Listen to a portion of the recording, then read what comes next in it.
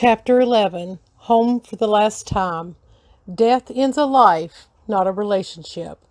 The weather report for early morning, August 13th, 2018 in Frederick, Colorado, clear skies, temps in the middle 60s, light winds at 15 miles per hour. Quiet Monday. Following in the footsteps of the past weekend, this week began with the calm conditions remaining across the state of Colorado. A cut-off low-pressure system had developed across southeast Colorado and would slowly move northeast over the next few days. The ridge, while centered near Las Vegas, has eroded and weakened significantly. In the middle of the night, Shanann and her friend left the airport on their way home after the trip to Arizona with Thrive. To Shanann, this probably seemed like the weekend that would never end. She probably thought if she could do it over, she would have stayed home. As they pulled into the subdivision where the Watts family lived, it was about 1:48 a.m. How could Shanann have known this would be the last time she would take this street to go home? She was tired, feeling sick, and probably wanted to get home to her family and crawl into bed. It weighing heavily on her mind was how was she going to save her marriage. She must have wondered if she was facing life as a single mom and how she would do it. She just wanted to be home, though, in the safety of her family. She probably felt grieved as she thought about having to give up her home and the life she had built with Christopher. Most likely, she searched her heart and mind as to how to repair the ways she had always treated him and taken him for granted. As Shanann got out of her friend's car, she opened the back door and pulled out her bag. As she shut the car door, she could feel the night air in her face, about 66 degrees with a breeze of about 15 miles per hour. This would be the last time Shanann would feel the Colorado clean air, the last time she would wave goodbye to her friend. Thinking about the finality of that gives one chills. It was a beautiful night. She could hear the crickets and the summer nighttime bugs' noises.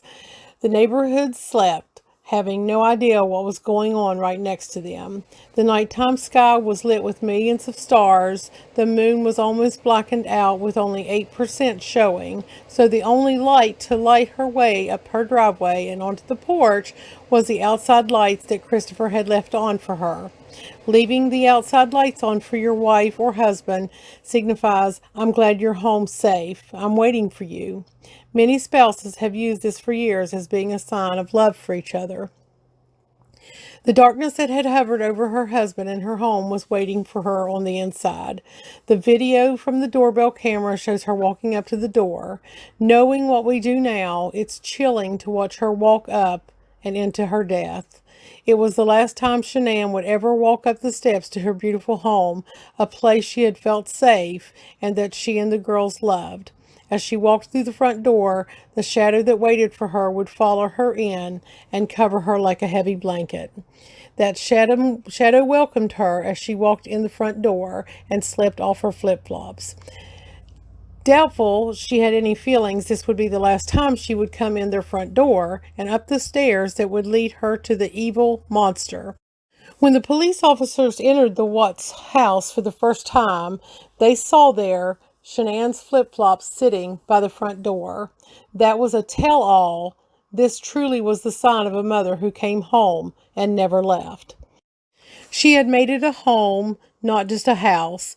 In better times, Christopher said she always made it feel like love dwelled there. She would have never even considered the evil that actually was lurking there for her, just waiting for her to walk in the door and into the hands of the evil that lay just ahead and just beyond that door. She probably looked in on her babies without having any idea that would be the last time she would see them on this earth. She undressed, put on a t-shirt, too tired to even take off her makeup, and slipped into bed next to Christopher, the evil monster. Had she known that would be the last time she would see her babies, she probably would have gone to each of them and laid next to them and sweetly kissed each of them, telling them she would see them in heaven in a few hours. As these gentle, pure souls were sleeping, they were totally unaware their father, whom they loved and trusted, would be doing the most unspeakable things to them in just a little while. These happy, trusting little girls were cuddled in their beds, looking forward to seeing their mommy when they woke up, but they never saw her again. Not alive, anyway. It hurts to think they would be aware of what happened. It's the worst thing anyone could possibly go through, let alone such innocent little souls. His plan was to quietly rid them from his life. It might have been symbolic of his own silence. His victims, his children, became surrogates for his rage and a means by which to exact his revenge, but Shanann became the first object of his rage. No one would suspect the anger he harbored inside.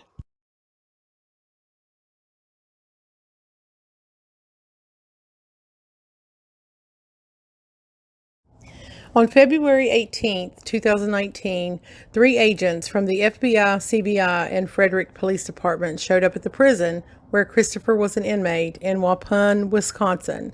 He was not expecting them and was not happy with the no notice. He needed to clear Shanann's name, he said. He told them the truth about his killing the girls himself, but did not give them the other details surrounding it all. At the time, he did not tell the truth about how he killed Shanann. Even after they questioned him several times about how he killed her, they obviously thought there was more to the story. A couple months after first approaching Christopher, he decided he would tell me the truth about what happened during the morning of August 13, 2018. When this endeavor began, that at that same point he would give me his true confession because somehow I knew there was more to the story. Since he had already pleaded guilty, it would do him no harm. Yet I wasn't really ready for what I was about to learn.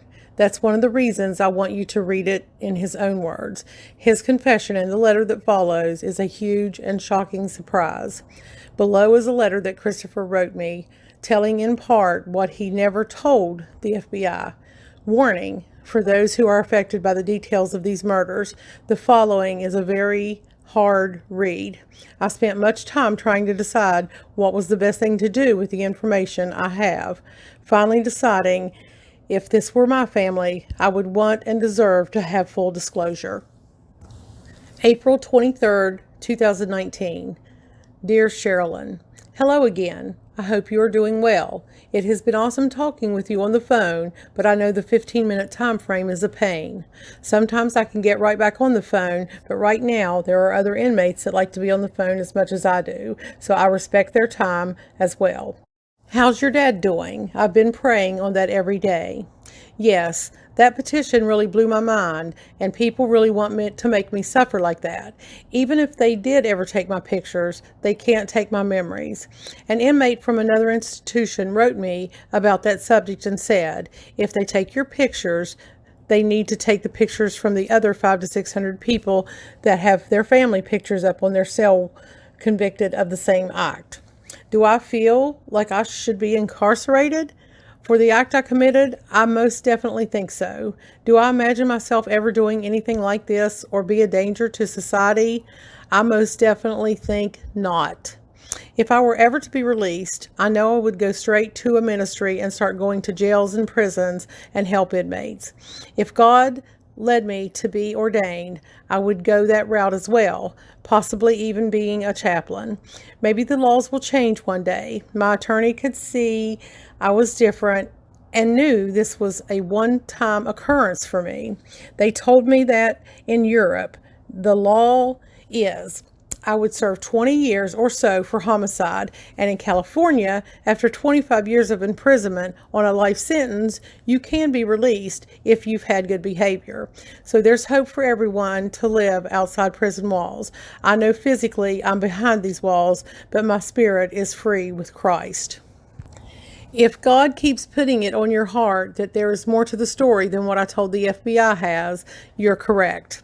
I don't like saying stuff like that over the phone because I'm never certain when they screen my calls.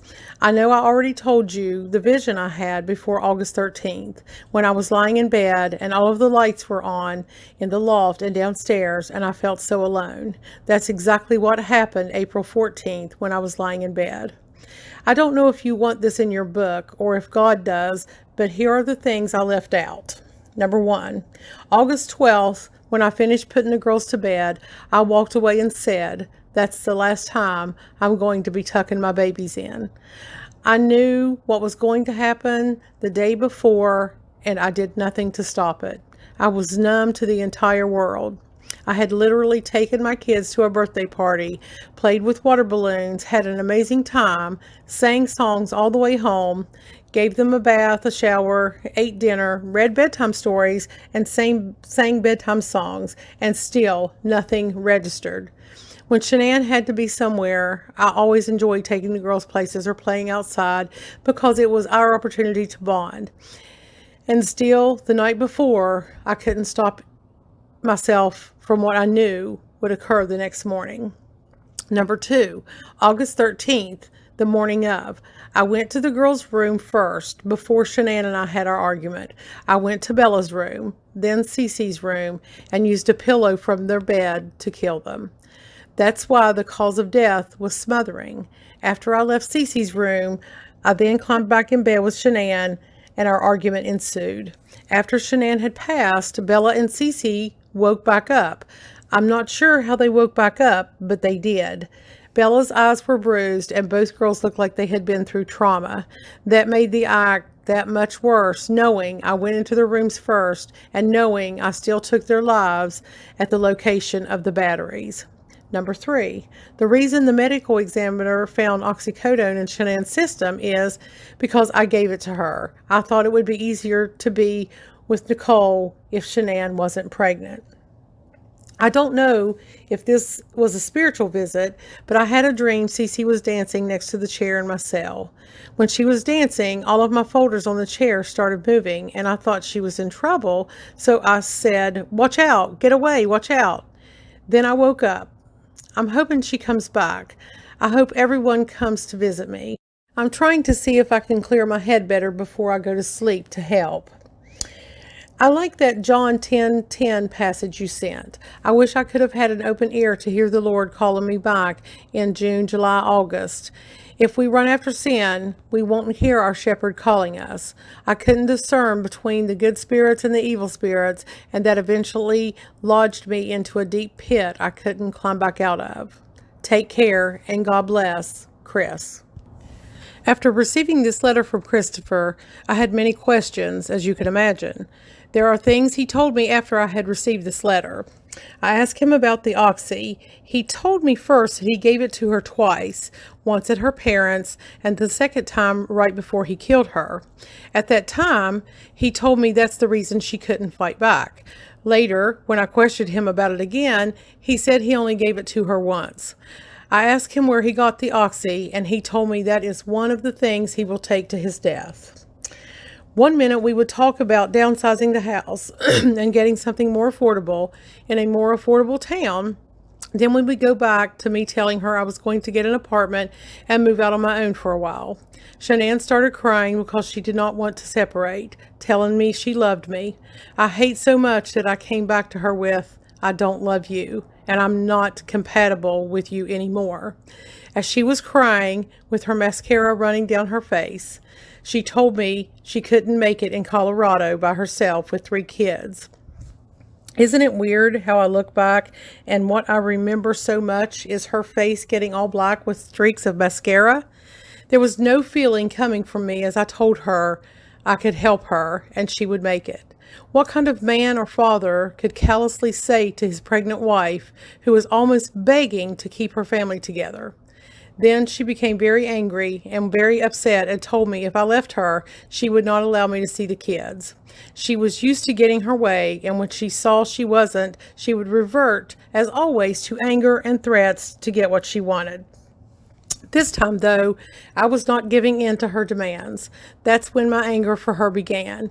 Years of her telling me what to do and what not to do, keeping me from my own family for sometimes months at a time were over. Keeping me in the background was over. All the weeks of me thinking about killing her, and now I was faced with it. When she started to get drowsy, I somehow knew how to squeeze the jugular veins until it cut off the blood flow to her brain as she passed out. It was even easier than the girls. She lay there and didn't fight back. I held the jugular for what seemed like a very long time. I watched my hands and thought I should take them off her neck, but I couldn't. I knew if I took my hands off of her, she would still keep me from Nikki. They asked me why she didn't fight back. It's because she couldn't fight back.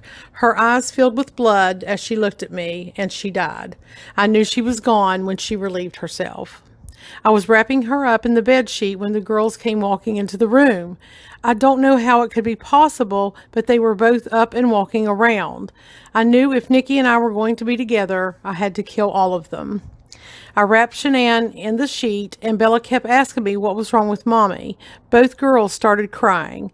Both girls looked like they had been through something. I knew it was because of being smothered.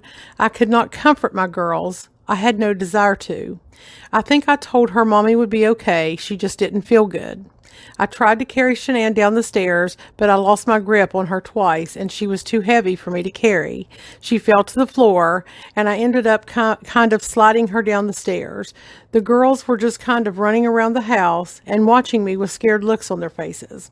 Bella started to cry, and when she did, Celeste started whimpering. What a nightmare this was. This is the reason I killed them first, so they did not have to witness any of this. I wanted to take them peacefully and make it so much easier for them and for me. Now I didn't know what I was going to do.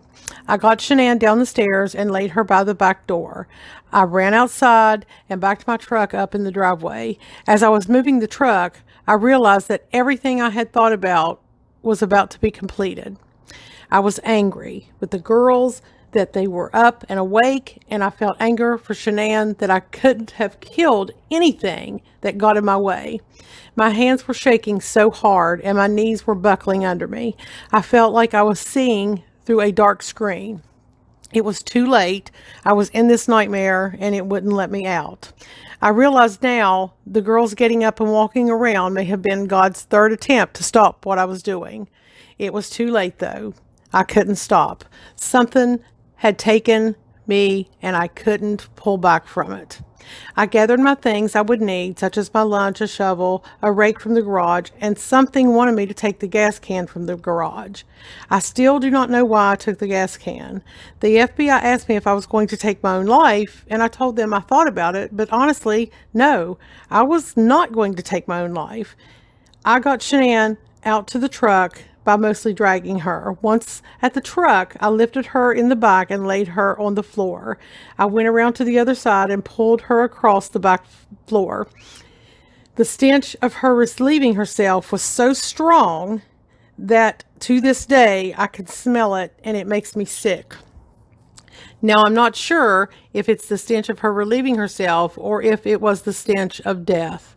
At some point, I grabbed a couple of garbage bags and put them around Shanann's feet and around her head. I ran back in and cut some lights. I told the girls to follow me. I was shocked when later that day, I was standing in the neighbor's living room looking at their security video and thought everyone could see the girls walk up to me as I put them in the truck. I loaded them in the back seat. Bella said they couldn't ride with me because they didn't have their car seats. I remember telling her this time, it's all right. It hurts, but I remember being so mad they were still alive. The girls sat curled up with each other. I noticed they were consoling each other, kind of whimpering, but not really crying. The only thing they talked about was why did it stink in the truck. I could not believe that they came back to life. Now I had to deal with this for the second time, plus Shanann.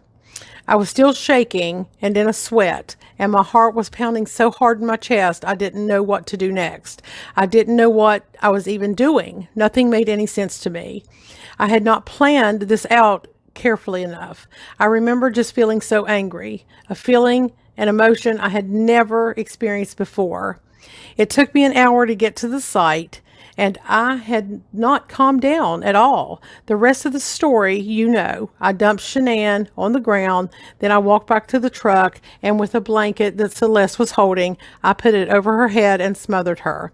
I carried her up the stairs, I opened the hatch, and I was surprised how small the opening was. I lifted her up and down into the hole. She went in pretty smoothly. I remembered as I was lowering her body that I would never see her again, but instead of the love I had always had for her, numbness was in its place. I could not feel anything for her. I couldn't believe how easily it was to just let her drop through the hole and let her go. I heard the splash as she hit the oil. Then, without blinking an eye, I went right back to my truck and went over to Bella. She asked me if I was going to do to her what I had just done to Celeste. I don't think I answered her. I just put the same blanket over her head and smothered her. I could not believe, though, how much of a fight she put up. Little quiet Bella had a will to live. Nothing registered in my head for her. Out of all three, Bella is the only one who put up a fight. I will hear her soft little voice for the rest of my life saying, "Daddy, no." She knew what I was doing to her. She may not have understood death, but she knew I was killing her. I was so empowered at the time, I had the strength to climb those stairs for the second time and put her little body through the hole in the next tank. Bella was harder to get down the hole. Her arms and shoulders did not want to fit through the hole, so I had to force her through the hatch. They told me they found a tuft of blonde hair. I would suspect that's when that happened. I did separate them purposely. I was trying to get them as far away from Shanann as possible. I guess I put them in the tanks to make sure this time they didn't get up. I don't know why, except for the anger I felt. You asked me why I was so angry with Shanann. It was a couple reasons. I was angry that she kept me from my family, and I was angry because she was standing in the way of me being truly happy with someone I wanted to be with. Had I not killed them, when I got home that afternoon from work, Shanann would not have let me in my own house. She would have locked the doors or had the door locks changed to show me she was in control still. I would have had to make a scene, which is something I did not do, for the neighbors to see. I had to put the girls in the tank so they wouldn't get up a second time.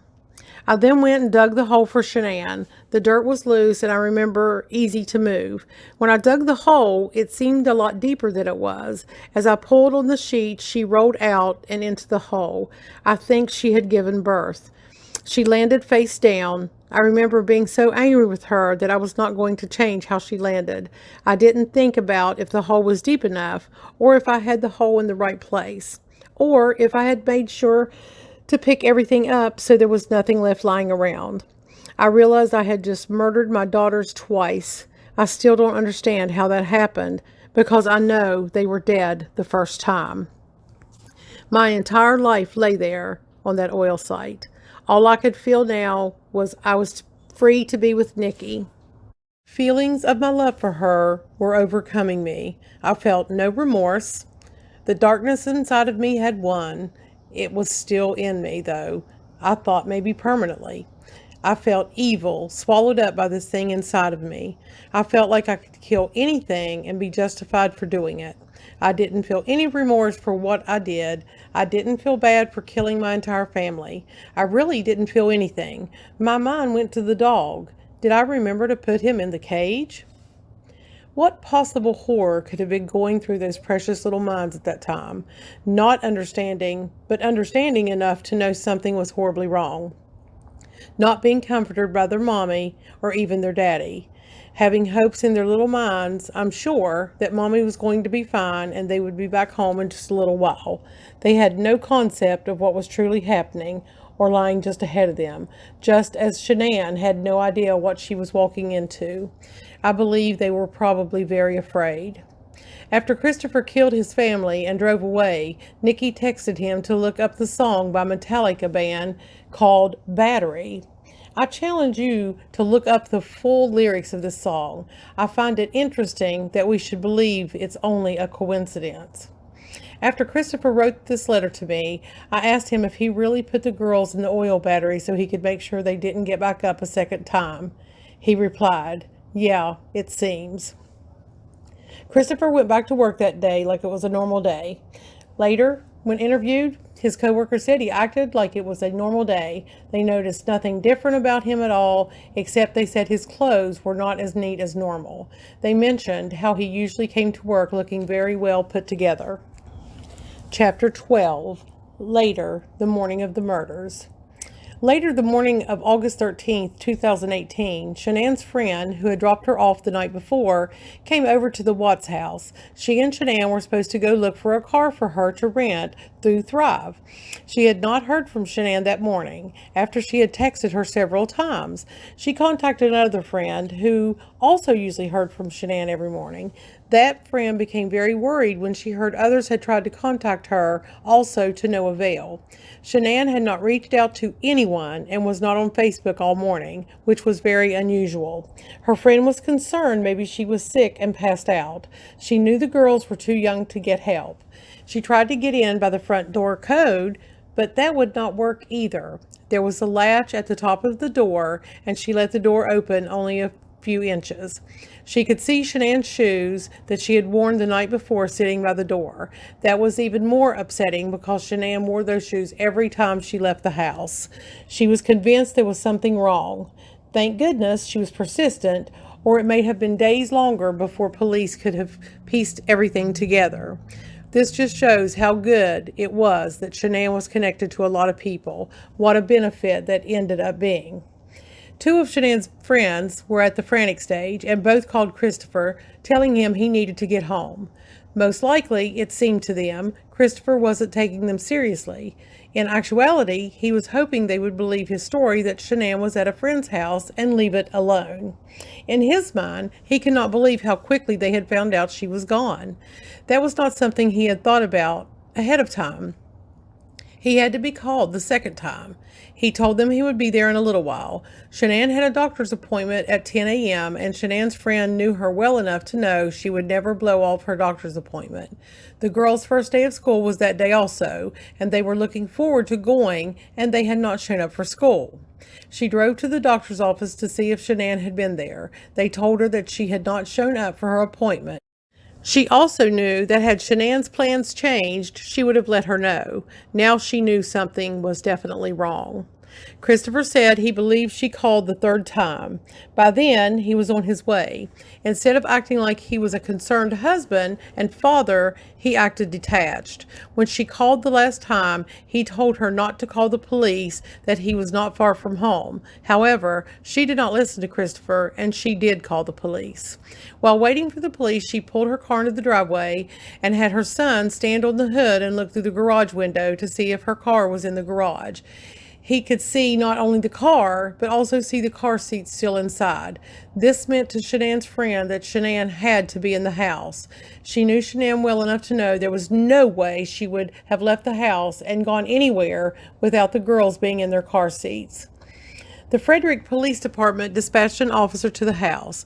On August 13, 2018, at approximately 1:40 p.m., an officer was dispatched to 2825 Saratoga Trail on a well-being check. The reporting party had called about her friend, Shanann Watts. She stated she had dropped Shanann off about 12 hours earlier, around 1:48, after returning from a business trip that took place in Arizona. She stated Shanann was 15 weeks pregnant and had not been feeling well during the trip. Upon arriving, the officer checked all the windows and doors, including the back slider door, and discovered all of them were locked with no way into the house. The officer called Christopher Watts and asked for the outside garage door pad combination.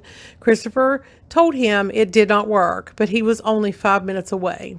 The officer also called for backup from the police department. When the second officer arrived, he noticed Shanann's white Lexus in the garage. Christopher exited the front door and introduced himself. There was also a brown Ford extended cab pickup truck parked on the street in front of the house. The officer asked if there was any kind of note left in the house, and Christopher told him no, there was not. When Christopher arrived, he allowed the police inside the house in an attempt to locate Shanann and the girls, but they were not in the home. He told them he was going to go for a walk around the neighborhood to clear his head while they went through the house. They asked him where he worked and what hours he usually worked. He told them he worked for Anadarko Monday through Friday. They gave Christopher a form for him to sign to allow them to search the house in its entirety and told him to ask if he had any questions. He read the bottom of the form and signed it, waiving the right to have a warrant to search his home. Christopher told the officers they had free rein and to do whatever they need to do. Christopher put Dieter on the back deck and told the officers that was where he would wait for them to get done after he took a short walk. The police officer found Shanann's purse on the kitchen counter, and it was open and her wallet was out. There was also a black phone laying next to her purse. As the police searched her purse, they saw her driver's license for the state of Colorado, some cash, and a bottle of nausea medicine in her name. As they searched the house, they did not find anything that looked as though there would have been a struggle. The house was very well organized and well kept except for her office, where they found a large baggie with medications on the corner of the desk. The medications were inhalers and nebulizers. There was another medication for Celeste. The police searched Shanann's Lexus and found there were 2 car seats in the back. Keys were lying on the center console and a garage door opener on the visor. They also saw 2 car seats sitting on the garage floor. As they moved to the basement, they found it also very well organized and an unmade bed in the corner of the basement. There was a Disney sheet hanging over the window. Upstairs, they found the bed in the master bedroom was stripped of the sheets, which were lying on the floor. They checked them for foul play but did not find anything. In a subsequent search, a top sheet and pillowcases from the bed were located in the trash in the kitchen, but the bottom fitted sheet was missing. In the loft upstairs between the master bedroom and the children's bedroom was a sofa. Located between the cushions of this sofa was a cell phone that Christopher identified as Shanann's. The pink and white iPhone was taken into evidence. Lying on the couch also was Shanann's pink iPhone watch. As they walked through the kids' bedroom, they noticed the beds were unmade, but there were sheets and blankets on the bed. There was a Jack and Jill pink bathroom between the 2 bedrooms. They noticed there was no water in the toilet, and actually the door to the bathroom had been locked.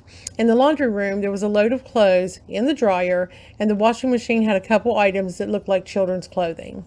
There was a well-organized playroom with kids' toys and books. Another bathroom was next to the playroom. It appeared that's where the girls were bathed, as there were shampoos and kids' bath wash in there. As the officers walked out the front door, they noticed a latch up high on the door, the kind found often in a hotel room. It kept the door from opening unless it was unlatched. Shanann's flip-flops were by the front door, and at the bottom of the stairs was a small suitcase. Once back outside, the police checked on the outside door pad. Christopher told them that it had not worked for some time. Christopher told them all of their family lived in North Carolina, but Shanann had friends in Frederick, Aurora, Parker, and Erie, and he had called them all to see if any of them had heard from Shanann. The police asked Christopher if any money had come out of their bank accounts. He said he wouldn't know because he can't get into the bank accounts. He said Shanann took care of all finances and he wouldn't even know if there was a stash of cash in the house. The officer told him to call the bank and see if Shanann had taken money out of the account. He said he checked for activity and he had to go inside to get the information to call the bank. When coming back out, he said there was a charge for a taxi cab that posted to the bank on the 12th. Christopher told police that Shanann arrived home around 2 a.m. from a trip to Arizona for her work. He told the officer he woke up around 5 a.m. and initiated a conversation with Shanann where he told her he wanted a separation. He stated it was a civil conversation, but emotional. Shanann told him this morning that she was taking the girls to a friend's house today and would be back later in the day. He didn't know which friend. Christopher told them he backed his truck up to the garage door around 5:27 and loaded his tools and left for work. He said Shanann was in bed when he left. Christopher told them he worked for Anadarko Oil and left for a job site near Hudson that morning to check on it. A neighborhood canvass was conducted for several hours later that evening by officers, and a well-being check was issued statewide. A search of the surrounding areas was also conducted. One of Shanann's friends that lives out of town talked to the police. She was with Shanann the weekend before in Arizona. When she saw Shanann on Sunday night, she thought Shanann looked really sad. She told her Christopher had gone to a Rockies game with a bunch of guys. While he was out, Shanann talked with the babysitter to check on the girls. That Christopher told her they went out and got food for the game and that he had salmon and a beer for $62. She knew that was expensive for just him. She also told the officer that Christopher had deleted his Facebook account, which was unusual since they used the social media for their business. The officers stopped by Christopher's house to meet CBI agents to do another search in the house. As they walked in, there was a strong odor of cleaning chemicals. They remarked the house was spotless. The carpet had noticeable vacuum lines. As they walked through the kitchen area and into the back living room area, Christopher had a sports show on television. The deputy walked over to the back sliding glass door and noticed 2 pairs of little girls' shoes. He asked Christopher about them, who said those were the shoes the girls had worn to the pool party on Sunday. They had gotten wet, so he set them on the back porch to dry. The officer commented to Christopher that he couldn't imagine what he was going through. Christopher did not seem to have any emotion and did not seem to respond in an appropriate way. His facial expressions did not seem to change, and when they did, he would smirk or smile inappropriately, showing a lack of empathy, especially when speaking of his girls. His voice remained low and even-toned, and his nonverbal cues were very apparent. Christopher had an erect and tense posture, with his arms crossed the majority of the time. He lacked eye contact and kept looking around, appearing nervous. After doing his investigation, the agent put Shanann, Bella, and Celeste on the missing persons list.